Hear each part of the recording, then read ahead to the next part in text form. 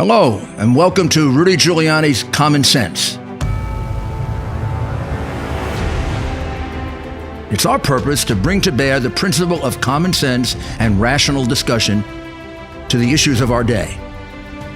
America was created at a time of great turmoil, tremendous disagreements, anger, hatred.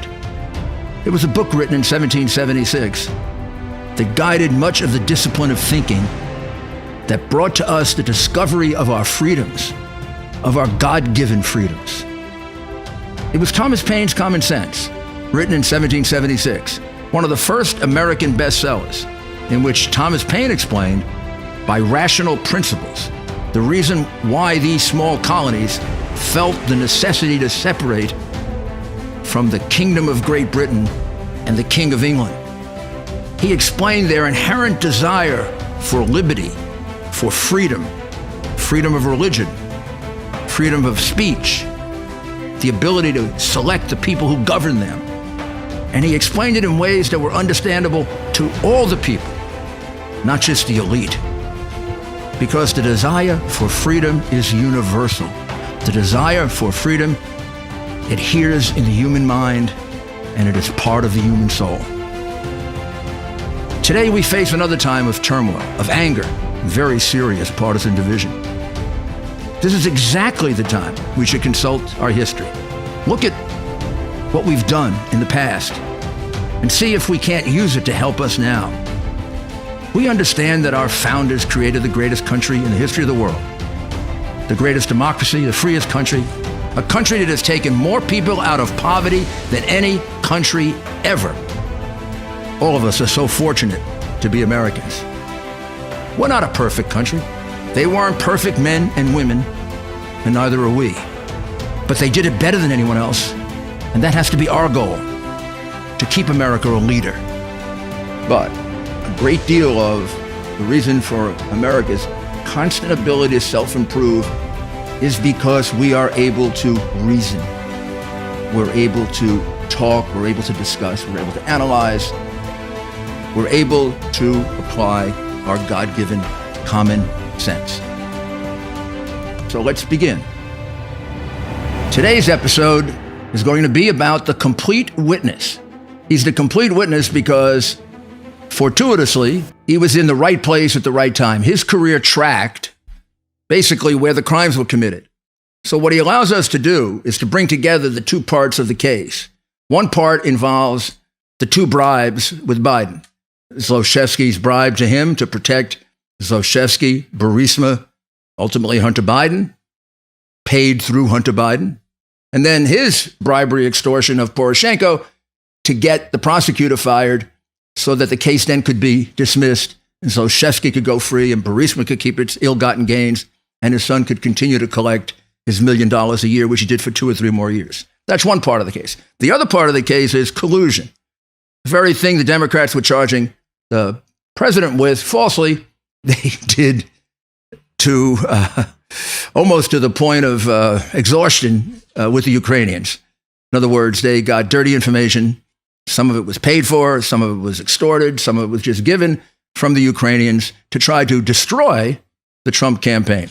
This witness brings it all together, and his name is Andrei Teleshenko. And I am going to have him describe his background so you get to know him. And your education, University District of Columbia in Washington, D.C. That's where I started my bachelor's. In journalism and political science? Political science and journalism. And then I went to Ottawa U for global affairs and international relations. And then finished in Ukraine my bachelor's in international relations and also got my master's in Ukraine for innovative management.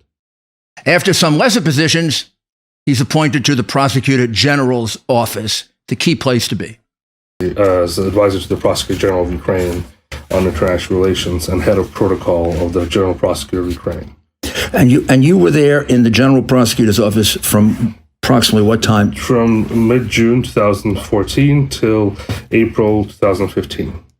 Now, to put it in context, this is just after the Revolution of Dignity, the Maidan, the revolution in which Yanukovych, the Russian-leaning crook, organized criminal, they were called Yanukovych's mafia, just as he was being thrown out, new government taking over. And with him went all of his mafia members, one of whom was Zlochevsky, Mykola Zlochevsky.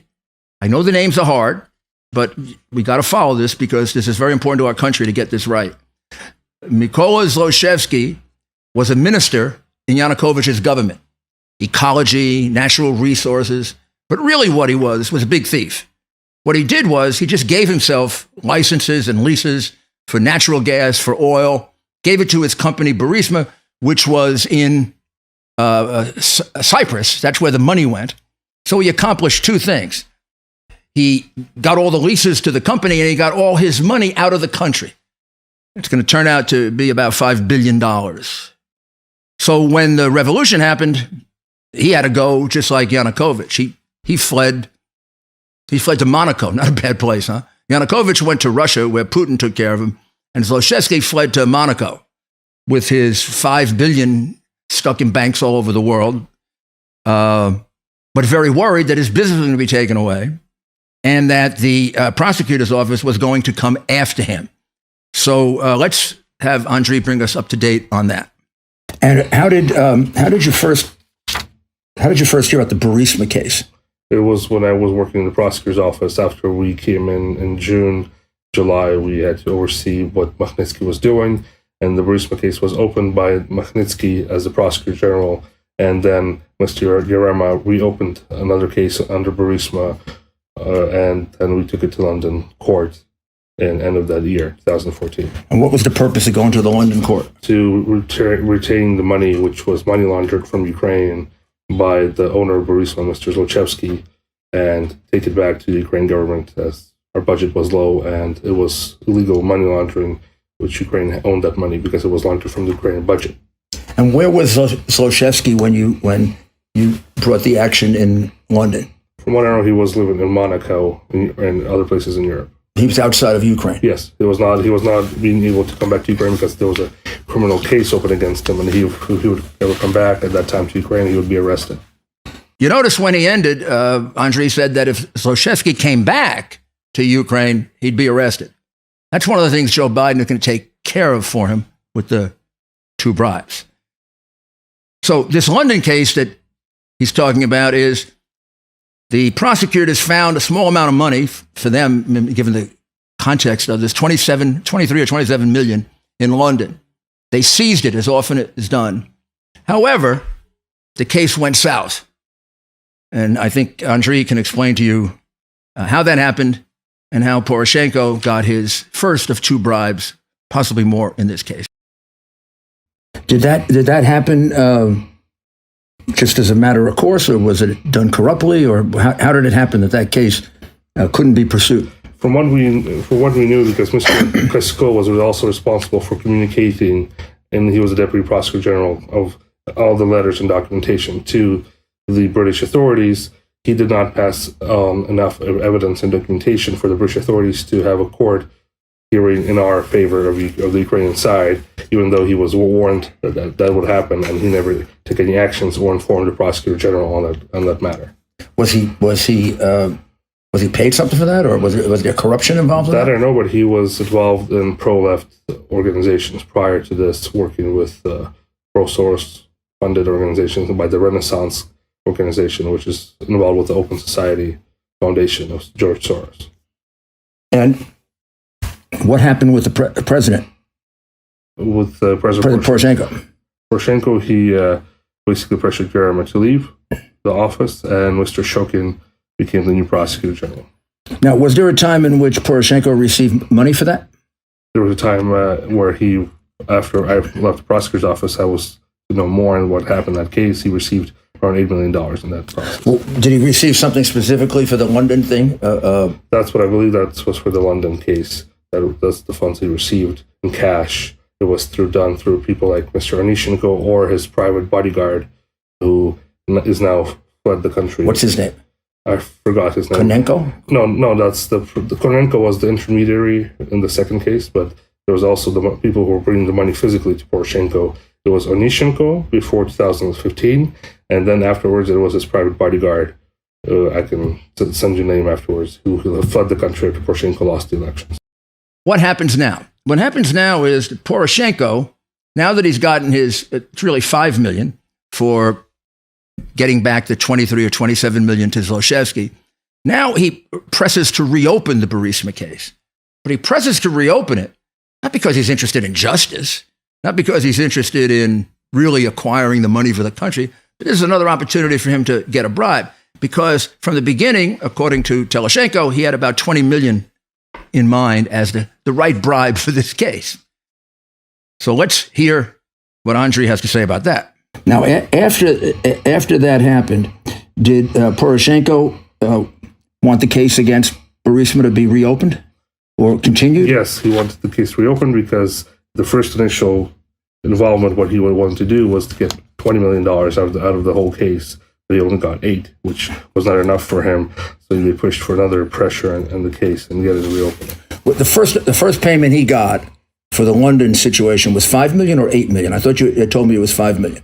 I think it was 5 or 8. I don't remember which one the numbers right now. I apologize too much. A lot of questions last couple of days by the press, so I forgot. So Shokin took over in February 2015. And was he immediately involved in the Burisma case? He opened up the Burisma case a month or two after he came into his office and started looking into the case. There was 3 cases opened overall on Burisma, and then Mr. Zlochevsky's involvement in money laundering in Ukraine and abroad.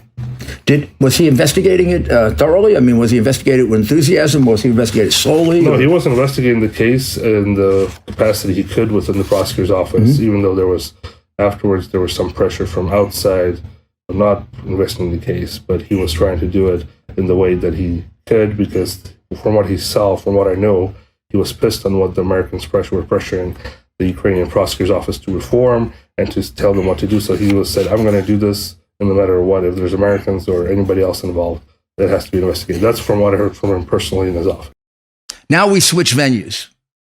In April of 2015, Teloshenko left the prosecutor's office and eventually was reassigned to be an assistant in Washington, D.C. to Ambassador Shali, who was the Ukrainian ambassador to the United States. He didn't start until December 2015, and it was a fairly short but very, very important stay because he lasted only until June of 2016. His original job was overseeing the press office, and then sometime in December, when he got there, they put him also in charge of the American presidential process. In other words, overseeing that for the embassy. There are several very critical things that happen while he's here. One is a January 2016 meeting in the White House with the National Security Council staff of Barack Obama. Actually, some of them are Joe Biden's members to the National Security Council, and Ukrainian officials, prosecutors. The purported purpose of the meeting is to discuss corruption and how to fight it in Ukraine. You'll find out what the real purpose of the meeting is. It was arranged by Andriy, and the people who attended it, and we'll put their names up because these names are not the easiest names to pronounce or to remember. And then there are some unidentified Obama officials that were at the meeting. But those were the key people who played a role in the meeting. The meeting begins with a discussion of Jeff Cole discussing the reform efforts that are being made in Ukraine. And according to Andriy, he dominates the meeting. Then when Jeff Cole mentions Burisma, all of a sudden, very, very quickly, the U.S. representatives kind of freeze up. But it's quite clear that some of the staffers, the Biden staffers, had something else in mind for this meeting. What they had in mind for this meeting is to turn the Ukrainian officials into political operatives for them to dig up dirt on the Trump campaign. And their target at the time was the Party of Regions. That was the Yanukovych party, because they suspected that they had some kind of relationship with Paul Manafort. And if they could get this dirty information on Paul Manafort, they could put it out to the public and try to end Trump's campaign. So don't think of this as they're trying to gather evidence for a criminal case, I mean, eventually that happens. Purpose here was target date being around August or September, just releasing the information and then seeing if that doesn't explode Trump's campaign. So let's listen to what Andre has to say about this.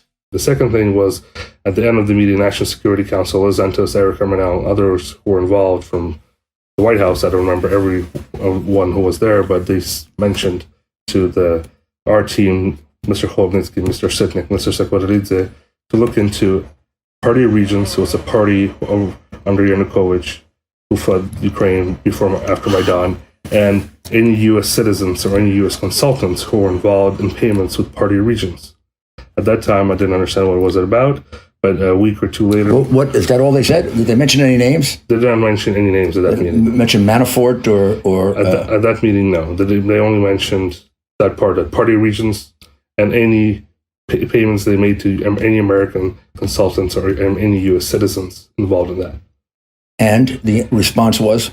We will look into this. Of course, this was a request by the National Security Council, which was to our authorities. And they also, from what I understood after we came out of the meeting, I spoke to Mr. Cholnitsky. He did not understand what it was about directly.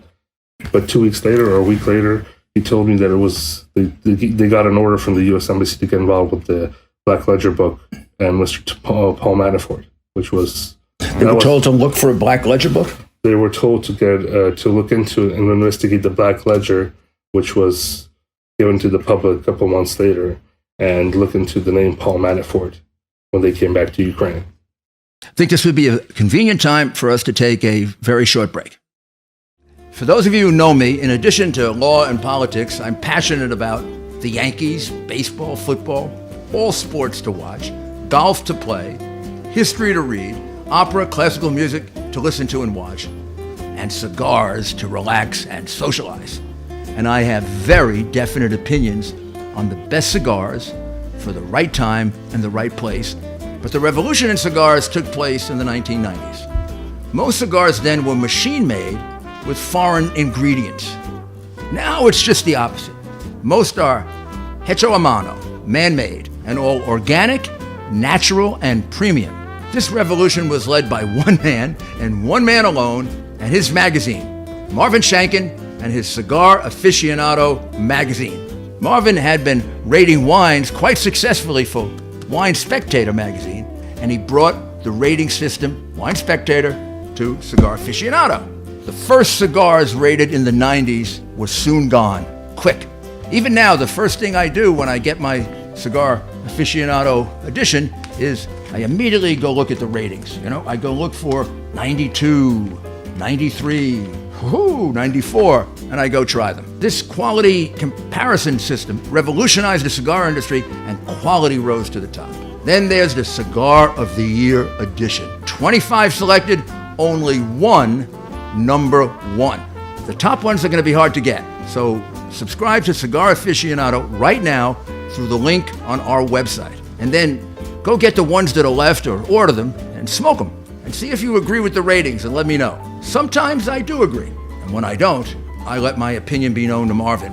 He listens very, very intently, and then he says to me, Rudy, stick to the law. Also, along with rated cigars, Cigar Aficionado has articles on politics, sports, interesting profiles, and Marvin also has Wine Spectator, which I mentioned, and a Whiskey Advocate. So if you like wine, bourbon, scotch, vodka, etc., it's a great guide to the best quality. Subscribe now to Cigar Aficionado through the link on our website. You're going to really enjoy it. It's a great read. Thank you.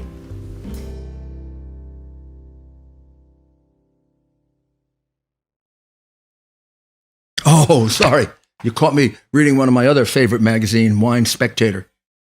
This is Marvin's magazine also. So, confession. I like wine too. I also like scotch. So, back to very important issues at hand with Mr. Teleshenko. Sometime in March of 2016, while he's working at the embassy in D.C., he's told by the number two person at the embassy, I believe it's the number two person, Oksana Shulyar, we just put her name up there also, so you can understand it better. that he should have a luncheon meeting with a representative of the Democratic National Committee, or she may say an important Democrat who can do a lot to help us. And Oksana Shulyar sets up a luncheon meeting that lasts for about an hour to an hour and a half at a rather famous Washington restaurant, Leopold's. And really, he's told nothing more about it. And Andriy shows up. Oksana makes the introduction, kind of steps aside, but stays at the meeting, but not really paying attention to it. And then for the next hour, Alexandra Chalupa really has an extraordinary conversation with him, in which she very aggressively tells him that she wants him to dig up dirt, anything he can get, on Donald Trump Jr., Paul Manafort, because it's her intention to destroy his candidacy, to take him out. This is not an attempt to build a criminal case on Paul Manafort or Donald Trump or anything like that. This is an attempt to come up with a piece of evidence that would be explosive, that could destroy the campaign of Donald Trump in August or September of 2016. This is all going on within a mile of the FBI and the Justice Department, right under their nose. Real crimes being committed. So let's listen to this extraordinary conversation. To Leopold's, Oksana introduces me to Mrs. Chalupa. This is Alexandra Chalupa. She works for the DNC. She's a Ukrainian patriot. You should talk to her. And then Oksana sits away. Sits away? She sat at the table with you? Or Yeah, she sat at the table with us. She just backed out of the conversation and let us talk with Mrs. Chalupa on what she wanted to talk to me about. Basically, she wanted to talk to me. I had nothing to say to Mrs. Chalupa because I didn't know what was the matter of that meeting. And what did she tell you? She represents herself. I'm a DNC operative. I work for the DNC. I'm a Ukrainian patriot. I work on the Trump campaign and the presidential candidate Donald Trump, and we're trying to collect any dirt we can find on him. I think he's connected to the Russians. He's connected to the Russian authorities, to the president of Putin, and I want to find anything I can find on him and this right-hand man who's going to become the head of campaign, because I think it was a week before Paul Manafort got officially appointed to the campaign. He wasn't officially already there. He started talking about him, about Paul Manafort, to take Trump off the election process in the end of September by Congresswoman Marcy Kaptur. What did she want from you? Dirt. She said, any dirt we can find on Trump's connection to Russian mafia, Ukrainian mafia, Paul Manafort's connections to mafia, Russians, and anybody from the campaign team in the Donald Trump's campaign team, basically. What did you tell her you would do? I said, I looked at Oksana. She was my overseeing officer, basically, in this process, or overseeing diplomat. So I said, okay, I'll look into this, because I'm a diplomat. I have to reply diplomatically. I don't know what this is about. Maybe we have to reply. I cannot just say no to her and run away. Right. So I replied diplomatically, okay, I'll look into this. We'll keep in touch. And she said we'll keep in touch through Oksana Shulyar, through her, if something's needed to be safe.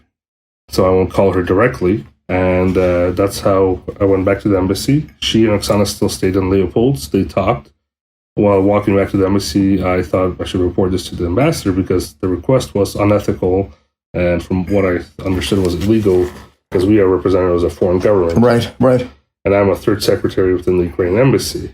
Maybe not a high-ranking position overall, but with my background and with the request, this is the DNC, Democratic National Committee, from what I also understood after going back, because I thought this in my head. I reported to the ambassador, because I also had direct access to him all the time. I reported all my actions directly to him or to Oksana. And he just said, what Oksana Shulyar tells you, you should do. So you see that when he left the meeting and headed back to the embassy, he was very concerned about this being unethical and illegal. He goes to Shali, hoping that Shali will relieve him of his tension, and Shali does just the opposite, tells him to do what Oksana Shulyar tells him to do, which means he's ordering him to play along with the criminal conspiracy of digging up dirt on the Trump campaign. He's uncomfortable with that, and he therefore leaves. And by May of 2016, he's on his way back to Kiev. He did some transitional work in a government agency, and then he got a job in Blue Star Strategies, a lobbying firm very, very close to Hillary Clinton, the Bidens, John Kerry, and it put him in a position to find out everything that went on historically and then everything that was going to go on now at that period in May of 2016. So let's have him describe it. It was right after Biden's resignation. Did people know about that at the time? Did people know that Biden went there and threatened? Yes, that's what everybody in the government knew what happened. How was it described in the government? It was that the Americans told to fire. They did something that the Americans are already doing something. They're telling Poroshenko who to fire and who to get resigned because it was. Then, of course, there's the real purpose of this whole thing, the centerpiece of all this, which is where the big money is coming from, and that is to protecting Zlochevsky and his ill-gotten gains. That's what Biden was brought in for in the first place. That's why Biden brought in Hunter Biden to sort of collect the bribe money in the form of the $1 million payments to him every year. That went on for 5 years, by the way. And purpose was to protect Zlochevsky and Burisma if there ever was a time when it needed protection. And that came about, and that's why he had to get rid of Shokin. So how exactly did the Burisma case get dismissed? Teloshenko is going to describe what he found out. So how did the Burisma case then get finally stopped or dismissed? Or From what I understand, it was just dismissed end of October or November 2016 by Lutsenko. And from what I heard, that Mr. Konenko also was involved in this, and he took there was money involved. Around, I think this time was $8 million. The first time was $5 million, and this one was $8 million given to President Poroshenko to close this case. at or about that time, he got that money? Yes, that was. And that came from who paid the money? It was from Burisma, the owners, Mr. Zlochevsky personally. It was cash, no transfers, nothing. This is how it's done in Ukraine. Was Zlochevsky then eventually allowed back? Yeah, Zlochevsky came back to Ukraine almost right away. Mm-hmm. He came back to Ukraine. He saw from what I know, he saw what's going on in Ukraine, and he said, "Look, it's nice and interesting here, but I like living abroad." And he left Ukraine. But he's still being able to come to Ukraine. From what I know, there's cases open, but the cases are open in the way that he can still come back.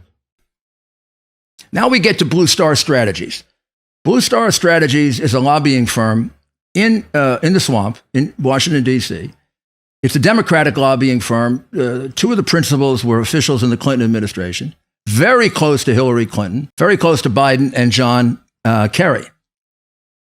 When Zlochevsky bribed Biden and brought him in as his protector, and the deal was to pay Hunter for a no-show job, and also possibly some other money to Biden, Biden brought in Blue Star Strategies, the lobbying firm, to do several things.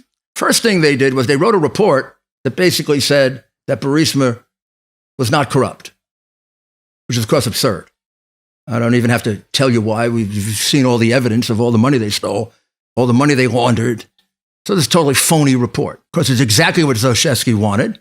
So he hired Blue Star Strategies, and they became not just his lobbying firm in the swamp in Washington, they became kind of like the facilitators for him and for Biden and for the other people who were trying to protect his illegal interests in Burisma. And by the way, I believe that Blue Star Strategies is representing Burisma to this day. But Teloshenko knows these facts cold. So let's listen to him. What are they all about? Blue Star Strategy. What are they? They are the lobbying firm for Burisma Holdings, and they were involved from what I understand from the beginning. When the Burisma hired Hunter Biden, they were offered a job there by Burisma themselves after they came up with audit, who, on the request of Mr. Vice President Biden, they did, and came up with no evidence that the company is corrupt. And they provided this information also to Mr. Biden, from what I heard personally from the owners of Blue Star, by Sally Painter, and also they provided this information to Burisma, and after sure they got hired right afterwards. And they still, up to date, are representatives of Burisma and are still lobbying Burisma Holdings today and being coordinated by Burisma what to do. All the money on lobbying in the United States and like Atlantic Council nothing is being said negatively about Burisma and Atlantic Council. They host Atlantic Council meetings, and all the money goes through Blue Star. You know, in the long run, the most troubling part of Teleshenko's testimony, it can be what we cover now. Probably this confuses me and hurts me the most because I spent so much of my life working for the Justice Department, low level, high level, third ranking official in the department. And Teleshenko is just one of many witnesses who will describe to you how American law enforcement, aided by the State Department and what really was a corrupt embassy in Kiev, kept numerous witnesses about these crimes from coming forward at a time in which it could have done some good, maybe prevented all of this waste of money in the first place. The embassy under Yovanovitch blocked visas. They're blocking visas for Shokin right now. The FBI didn't follow up on information that was given to them. And the impression given to the Ukrainians who wanted to get this information to us about all of this democratic soliciting of Ukrainian officials to dig up dirt, the creating of false evidence, the briberies that were going on involving Biden and the Fusion GPS that was paid money by Hillary to dig up dirt on Trump. They wanted to testify to all this. They wanted to describe it. For over a year, well over a year, almost 2 years, this was systemically handled by the deep state. And they kept it away from us. And part of it may also be that all the FBI and all the DOJ cared about was getting Trump. People could come to them with evidence of the same kind of criminal activity that they were alleging against Trump involving the Ukraine, and they would turn them away. Now, there's a lot of controversy over who dismissed the Burisma case. It was Whether it was Lutsenko or Nabu or Sapp or a combination of all of them. It was dismissed. So, what, from your point of view, you were in Ukraine at the time. Yeah. Who dismissed it? It was Prosecutor General Mr. Lutsenko dismissed the case, and then afterwards, they had influence. If there was any outgoing investigations or looking into the case by Nabu, they could have been closed right away because the case was originally dismissed. And afterwards, it was reopened by the same Prosecutor General, Mr. Lutsenko. Now, was there a time that you found out that there were people in Ukraine who were trying to reach the United States FBI, the Justice Department, law enforcement, to explain to them about collusion in the Ukraine? Yes, I was one of them also. And and how? When did that start? It was Roughly. right after. It was during the process of the election, but people kept. Even while the election was going. Yes, some people did also try to reach out, like Mr. Nalovachenko. He was a former head of SBU, and he tried to reach out. He was really good connections with the U.S. Embassy, and then he reached out after the election already happened and the President Trump already got elected, because everybody was afraid that they would reach out prior to this and what would happen to them if Hillary would get elected. But the President Trump got elected and people started to reach out. Mr. Nalovachenko was one of them. And then he reached out another time. It was me who reached out after also the DNC article came out, because I tried to deliver this message that there was a problem, and people from the transition team and Trump knew that Ukraine embassy was involved. That's where I heard Ukraine embassy was involved in working with the Hillary people and the DNC. It in was obtaining dirty information. dirty information or coordination or cooperation. I was told, I knew this personally for myself, but then after the election process, I heard it by people from the transition team. Beyond just the Black Ledger. Yes. The Black Ledger was a great example of what happened, but it was beyond what Black Ledger was. And was Antac involved in it? The NGO, the Soros NGO. Were they involved in the dirty information and the collusion?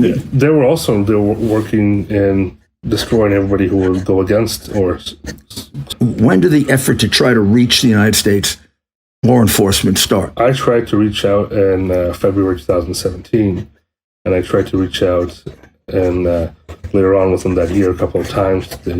The United States Department of State, U.S. Embassy, even though I had really good connections with Ambassador Taft, Ambassador Pyatt prior, they knew me personally. I had their personal cell phone numbers. And I was helping a lot with the U.S. Embassy in their work in Ukraine prior to all this collusion issues. What happened later on, I was blocked from the embassy. I said, I want to talk to an FBI office. I spoke to a political officer named Stephen Glazer. His name is Glazer. He was a political officer within the U.S. Embassy in Kiev, and he said, "I didn't hear about it. Don't talk to me about this ever again." And how long did you try to reach out? For over a year, I tried to reach out to. And how many others were doing it? Also, there were 12 other people from what I know were doing this. I mean, just think of what he's describing. At least 12 witnesses wanting to come forward to describe crimes like interfering in the 2016 election, which Mueller and Comey and all the phonies that were involved in that claim was so important with regard to Russia, and it didn't happen. Somehow it wasn't important that there was a substantial Ukrainian interference and creation of false evidence to try to stop the Trump candidacy and to try to destroy it. That didn't matter. They didn't care about it. Is that justice? Or is that some kind of corruption of our law enforcement? It's corruption. Teleshenko also dispels another myth that lies at the core of the coup attempt by the Democrats and their attempt to frame President Trump for false charges. They keep saying, the Democrats, that President Trump and I, for President Trump, was trying to dig up dirt on Joe Biden. Now, that's absolutely untrue. This all started, as you know, in November, well before Biden was a candidate. It was presented as evidence that would help defend the president, and it is evidence that could help defend the president. And I collected it in my capacity as his defense attorney, which any good defense attorney would do. And President Trump is entitled to the same vigorous defense that anyone else is. And the lawyer who does it shouldn't become a victim of a massive media attack. Gosh, if I were defending a terrorist, they'd probably make me a hero. And if I were defending a Democrat, I'd probably be man of the year. The double standard is so bad. But what I want you to hear, because I've been saying it, but I want to prove it, I didn't go find these people. They came and they found me because they were being turned away by Yovanovitch, by the embassy, by the State Department, by the FBI, and by the Department of Justice. They had nowhere to go after a year and a half, and they came to me. And this is just one example. And you reached out for me. I didn't reach out for you. I was looking for you. I came to see you because, first of all, it was interesting to meet you as an author. No, that's officially. Well, thank you. But then it was also to deliver this information that this is going on.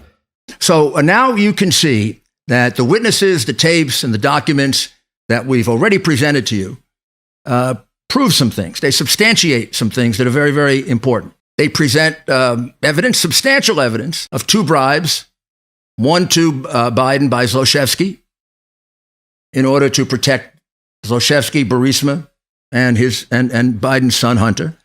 Hunter Biden was going to get what turns out to be $5 to $8 million in payments for a no-show job. That was how the bribe was paid. And then when it came time to have to protect Burisma, Biden was there to get Shokin fired, to basically extort Poroshenko or bribe Poroshenko with the loan guarantee, to get rid of the prosecutor general who was being too aggressive in prosecuting a case and putting their person in, who then proceeds to dismiss cases to help Antac, Soros's company, to help the guy who was creating the phony evidence, Lyshenko. And then most importantly, after a rather lengthy negotiation, because Poroshenko wanted to get his bribe for this, he wasn't going to do it for nothing. Finally, in October or November of 2016, Biden gets it done. The case is dismissed. Zlochevsky's allowed to come back. He keeps his $5 billion. He keeps his company. He's allowed to go back and forth to the Ukraine. So one of the biggest crooks in the Ukraine is freed based on the activity of our vice president. And this isn't being investigated. These are crimes at the highest levels of 2 governments, where there was a mutual sale of public office, the vice presidency of the United States and the presidency of Ukraine. If we can't investigate something of this magnitude, where you have corruption at the highest levels of 2 governments, the sale of public office. The vice president of the United States sold to Zlochevsky. The presidency of the Ukraine basically sold to Biden to get rid of Shokin. If we can't investigate something like this because it's too politically difficult, or the press is going to demonize the prosecutors and say they're corrupt and terrible and awful and mean and corrupted themselves, if the prosecutors can't withstand what I have to go through, then how can our relations with Ukraine ever be good? Isn't this a national security matter? We're trying to get the Ukraine legitimately to end what is systemic corruption. I have a special fondness for Ukraine because it's one of the countries that was freed by my hero, Ronald Reagan. But if we can't be capable of fully investigating and holding accountable our highest public officials because we're intimidated, then how can we be a model for Ukraine for anything other than, well, they're just as corrupt as we are, or we're just as corrupt as they are? It may just be a matter of degree.